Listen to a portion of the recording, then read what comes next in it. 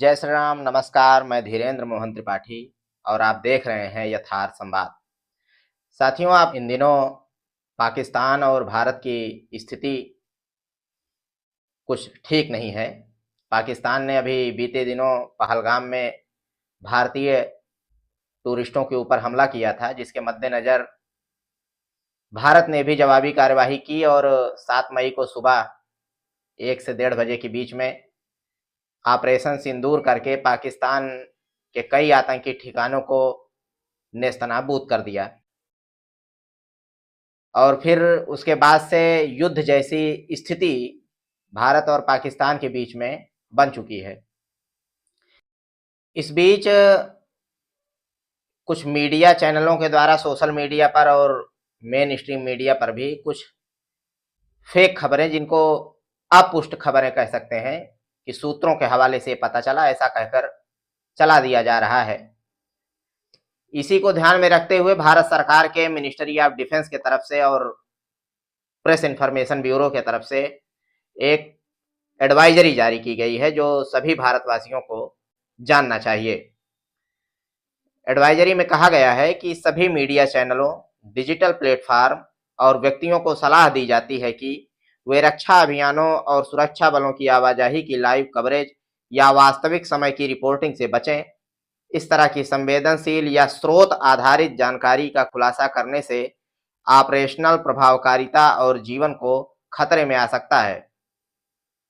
युद्ध माफ कीजिएगा कारगिल युद्ध, 26/11 हमले और कांधार अपहरण जैसी पिछली घटनाएं समय से पहले रिपोर्टिंग के जोखिम को उजागर करती हैं। केबल टीवी नेटवर्क संशोधन अधिनियम 2021 के खंड 6(1) पी के अनुसार आतंकवाद विरोधी अभियानों के दौरान केवल नामित अधिकारियों द्वारा आवधिक जानकारी की अनुमति है। सभी हितधारक राष्ट्र की सेवा में उच्चतम मानकों को बनाए रखते हुए कवरेज में सतर्कता, संवेदनशीलता और जिम्मेदारी का उपयोग करने का आग्रह करते हैं। ये सरकार की तरफ से एडवाइजरी सभी चैनलों को और नागरिकों को भारत में जो हैं उनको जारी की गई है।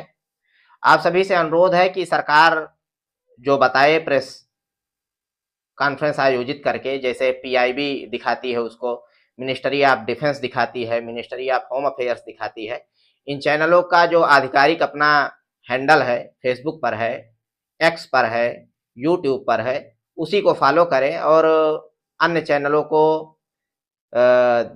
देखने से थोड़ा बचें। खबरों को पुष्ट करें, सरकार के तरफ से जो खबरें आए उसी को ही मतलब ज़्यादा प्राथमिकता दें।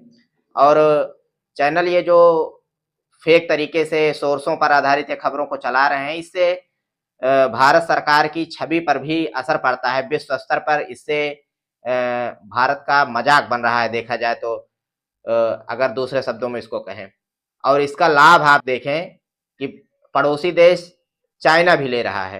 उसने अभी चाइना डेली एक अखबार है, वहां उसने एक पुरानी इमेज को शेयर करके और बताया कि Indian jets crash in Kashmir, ऐसा उसने खबर चला दी। अब चाइना तो अंदर से जल ही रहा है, क्योंकि उसने जो पाकिस्तान को फाइटर जेट्स दिए थे F-16 वगैरह, उसको भारत ने हवा में ही धुआं धुआं कर दिया। अब उसकी अलग मतलब दर्द है, तो वो भी अब इसी आड़ में जो है अपना फेक न्यूज फैला रहा है। इसलिए आप सभी से अनुरोध है कि भारत सरकार की गाइडलाइंस को फॉलो करें और जो सरकार जैसा सूचना अपने आधिकारिक हैंडल से देगी, वही सूचना को आप माने। अन्य किसी स्रोतों से मिली जानकारी पर पूर्ण विश्वास ना करें। अभी आपने देखा होगा कि भारत के राष्ट्रीय सुरक्षा सलाहकार जो अजीत डोभाल जी हैं, उनको कहा गया कि उनके फेसबुक अकाउंट से एक सूचना जारी की गई है कि साइबर अटैक होने वाला है, इससे पैनिक क्रिएट होता है। जबकि खुद मतलब सरकार ने ऐसा मतलब इसको फेक माना है और बताया है कि अजीत डोभाल का ऐसा कोई भी फेसबुक पर अकाउंट नहीं है और ना ही ये पोस्ट उनके द्वारा की गई है। इसलिए साथियों, आप सभी से अनुरोध है कि सरकार के अपने जो ऑफिशियल इंफॉर्मेशन हैंडल हैं, उनके जो अपने स्रोत हैं, उनकी अपनी वेबसाइट्स हैं, उनके अपने यूट्यूब के अपने चैनल हैं, अपना उनका पेज है फेसबुक पर, ग्रुप एक्स पर भी उनका पेज है, उसी को फॉलो करें और अन्य अफवाहों से बचें।